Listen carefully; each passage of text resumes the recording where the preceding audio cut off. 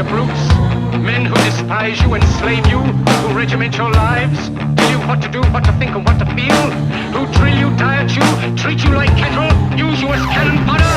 Don't give yourselves to these unnatural men with machine minds and machine hearts. You are not machines, you are not cattle, you are men. You have the love of humanity in your hearts.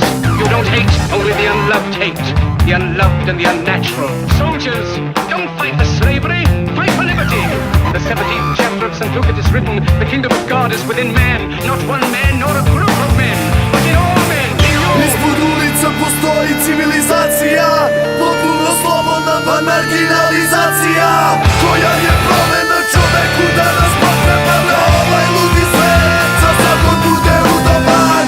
Ispod ulica civilizacija, potpuno slobodna pa marginalizacija, ispod ulica civilizacija, da ovaj ludi svet za svakog bude udoban.